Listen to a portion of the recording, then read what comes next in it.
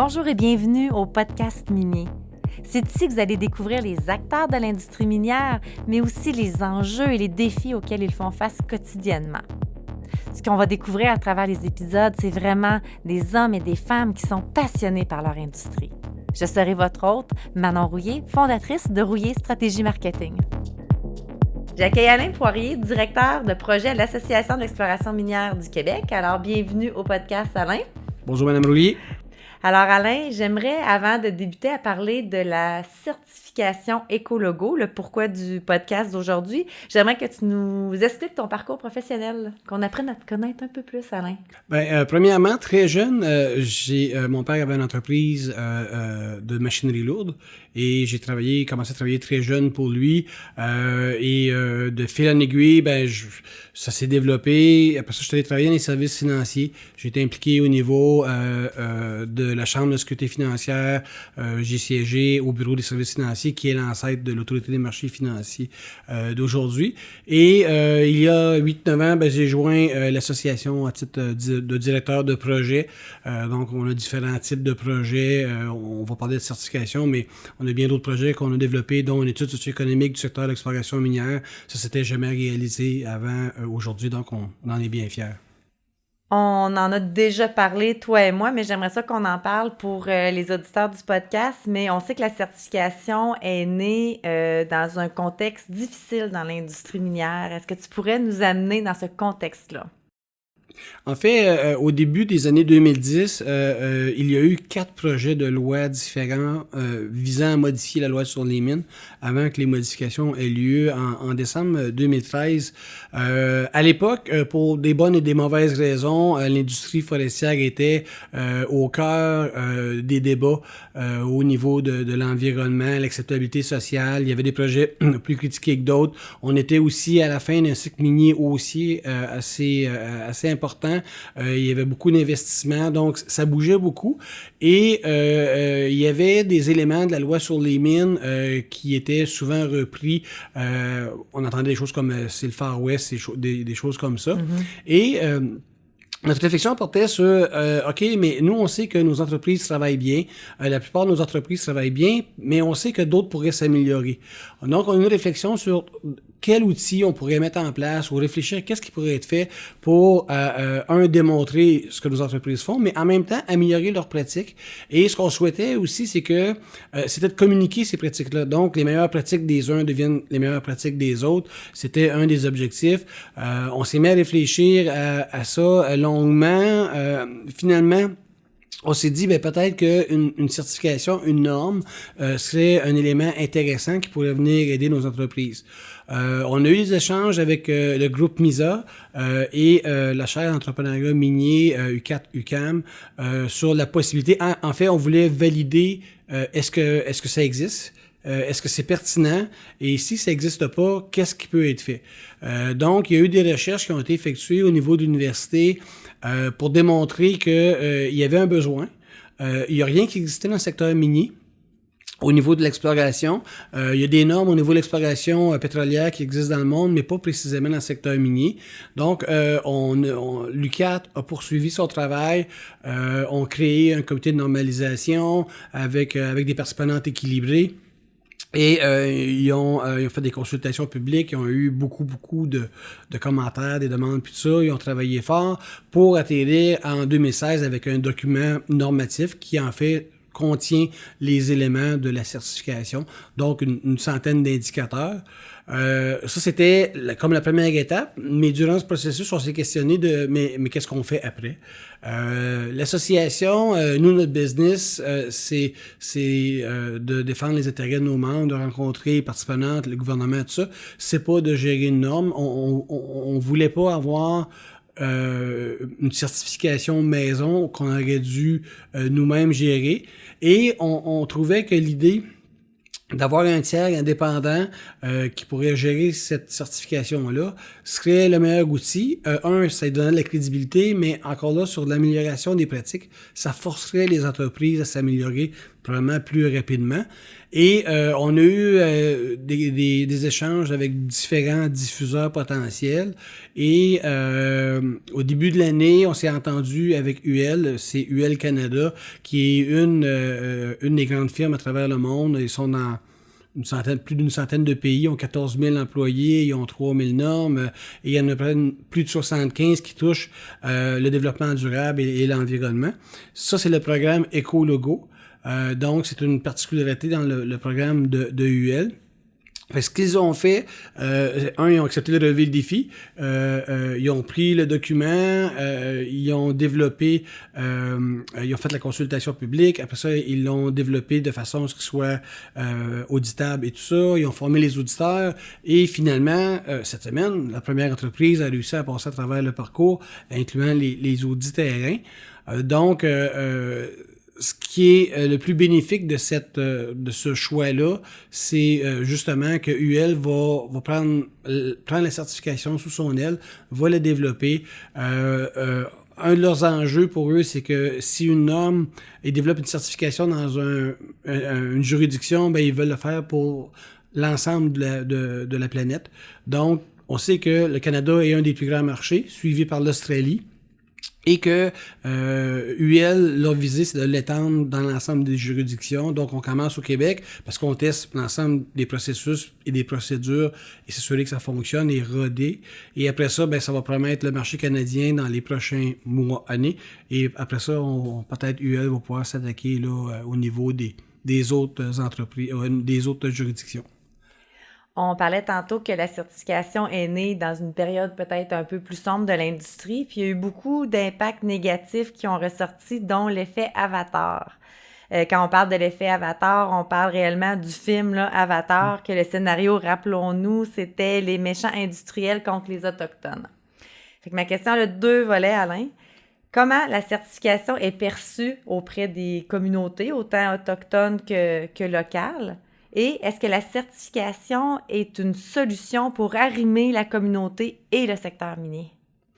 La réponse est quand même assez simple parce que la norme encadre généralement, pas généralement, mais encadre les pratiques au niveau de l'environnement, au niveau du secteur économique, mais il y a un secteur qui est plus difficilement couvrable, c'est la partie sociale. En exploitation minière, on produit rien, parce que généralement, une norme est reliée à un produit fini, la forêt ou des tuyaux ou des choses comme ça.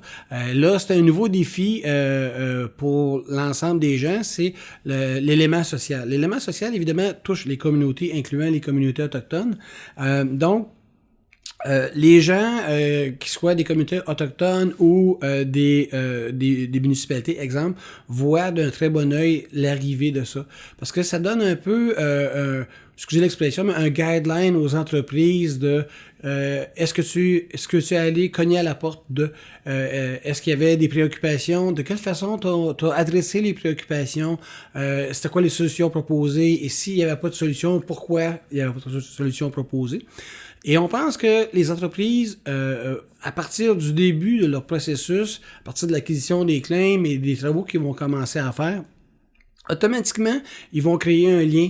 Ils vont surtout aller cogner à la porte et prendre des informations. Ils vont expliquer leur projet, mais ils vont surtout écouter ce que les gens ont à dire. Parce que souvent, ce qu'on entend, ben, c'est des problématiques qui vont être liées au bruit, à la poussière. Est-ce qu'il y a un impact sur l'eau? Est-ce que à quelle place vous allez passer? Au niveau de l'exploration, c'est surtout ça qu'on retrouve. Donc, automatiquement, ça va faire en sorte que les entreprises et les communautés ou les gens, les parties prenantes pertinentes, on pourrait dire les plus proches du projet, ben vont être en relation beaucoup plus rapidement. Plus rapidement que tu discutes ensemble, mais plus facilement tu peux adresser les problèmes. Donc, on pense que c'est vraiment un bon moyen et on est assez convaincu que nos entreprises vont adopter le processus et ils vont y voir des bénéfices et ils vont reproduire ça de façon systématique dans l'ensemble de leurs projets. On sait qu'il va y avoir un prochain film qui va sortir en lien avec Avatar. Est-ce que tu penses qu'il va avoir un impact aussi grand sur l'industrie minière? C'est toujours difficile de prédire l'impact que les films peuvent avoir. Vous savez, ce qui est intéressant, c'est que le secteur minier de 2019 est très différent de celui de 2009. Juste en disant, il y a eu beaucoup d'évolutions au niveau des pratiques, de l'approche des communautés.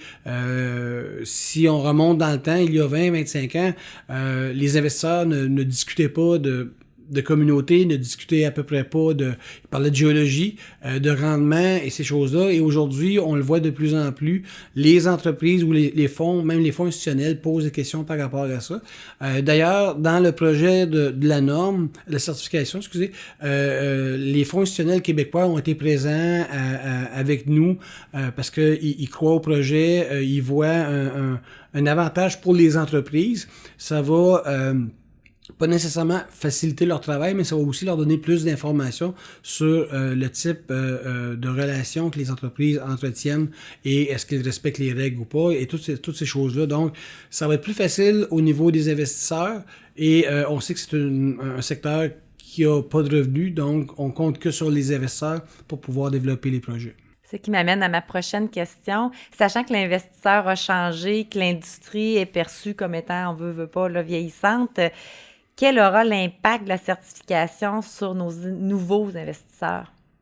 Je pense que ça va les rassurer. Ça va les rassurer parce que ça adresse la plupart des questions. Il faut aussi comprendre que une certification, c'est pas stable, ça va évoluer. Donc, encore là, dans 10 ans, on pourra avoir la discussion de où on est rendu avec cette certification-là. Elle va avoir beaucoup évolué, les pratiques vont avoir changé, donc les choses vont s'améliorer. Les nouveaux investisseurs, oui, sont différents des générations précédentes, mais c'est toujours le cas. Donc, il faut s'adapter aussi à ces investisseurs-là. Et exemple, il y a des fonds qui voudront pas investir dans des projets d'or, mais ils vont investir dans du lithium parce que on peut faire des batteries, donc réduire la consommation de charbon, de pétrole. Et l'enjeu est ce qu'on est capable de recycler ces piles-là? Si la réponse est oui, on est dans un développement qui s'approche du développement durable. Donc ça, c'est des éléments intéressants et qui pourraient intéresser des nouveaux investisseurs. Mais les investisseurs, il y en a de toutes les sortes.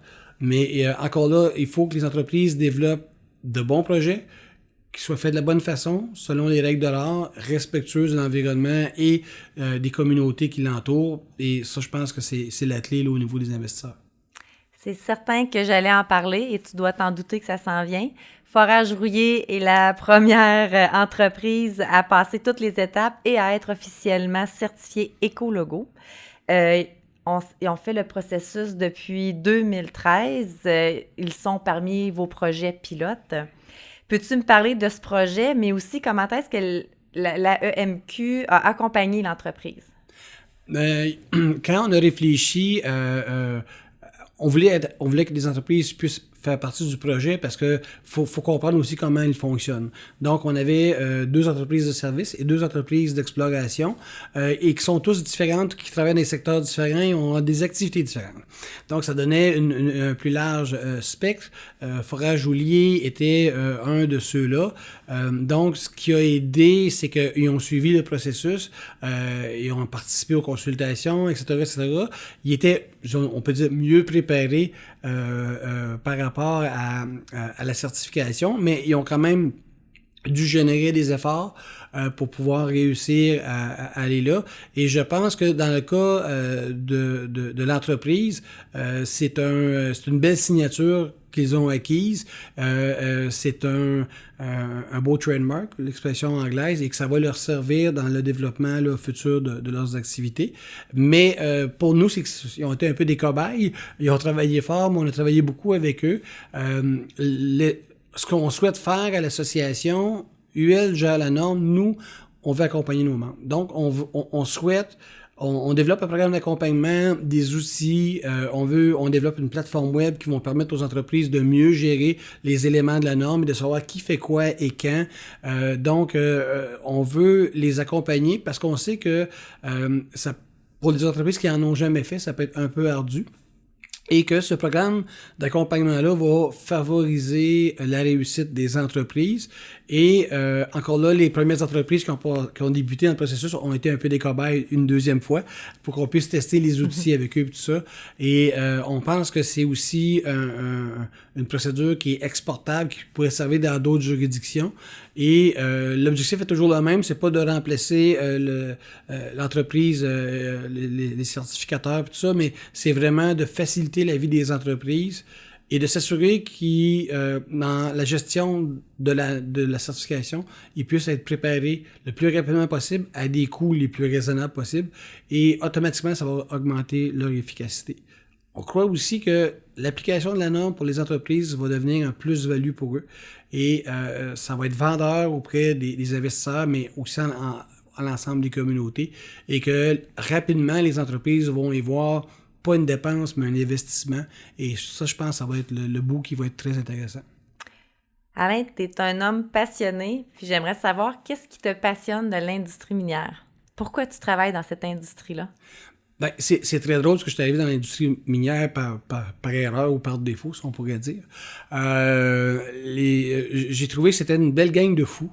Parce que, il y a 300... Et de folles. Oh, et de folles, oui, effectivement. Il existe 300 projets d'exploration au Québec. On ouvre une mine par année. Mais ces gens-là n'arrêtent jamais. Donc, c'est quand tu regardes la norme, c'est l'erreur. OK? C'est l'échec parce qu'il y en a juste une qui ouvre. Les projets peuvent s'étaler sur plusieurs années. Mais c'est des gens qui sont passionnés. C'est des gens qui sont vrais. Ils sont très enthousiastes, des fois un peu trop, mais très enthousiastes et mais toujours très collaboratifs, supportants, sont faciles d'accès. Puis c'est vraiment un secteur super intéressant. J'ai adoré les prospecteurs, les géologues, les rencontrer et tout ça. Puis je tombe en amour avec eux, puis c'est ça. Ça fait 9 ans là, que je travaille pour l'association. Puis j'adore ça, j'adore ce contact-là avec les gens. Ma dernière question, j'aimerais savoir, c'est quoi la prochaine étape pour la certification? La prochaine étape, ça va être la diffusion au niveau, je pense, canadien. Pour qu'est-ce qui est l'association, ça va être de raffiner le programme d'accompagnement. La plateforme web devrait être prête au début de l'année 2020. On a encore de nouvelles idées pour l'améliorer, fournir plus d'outils à nos membres. Et on veut poursuivre l'accompagnement, l'améliorer et si on a l'opportunité, peut-être avec les associations des autres secteurs de l'exploration minière au Canada, les accompagner également, leur donner nos outils puis favoriser l'adhésion des entreprises. On dit toujours, si on a 100 ou 200 entreprises certifiées dans 1 an ou 2, on va être vraiment content. C'est ce qu'on espère. On va avoir atteint l'objectif. Et dans ce projet-là, ce qui est fascinant, c'est qu'on n'a eu que des commentaires positifs. Évidemment, il y avait des craintes des entreprises, des questionnements, mais les gens ont embarqué. Et peu importe à qui on parlait, les gens étaient positifs par rapport à ça. C'était un peu long, quand même, 6 années de gestation. À partir du moment où on a dit on y va. Mais on est fiers du résultat et on pense que la certification a un bel avenir devant elle. Merci Alain pour l'entrevue, puis on souhaite à l'association plein de beaux projets et surtout plein de monde d'entreprises qui vont faire un peu comme Forage Rouillé puis les autres projets pilotes que vous avez. C'était un plaisir, Mme Roulier. Merci. Au revoir.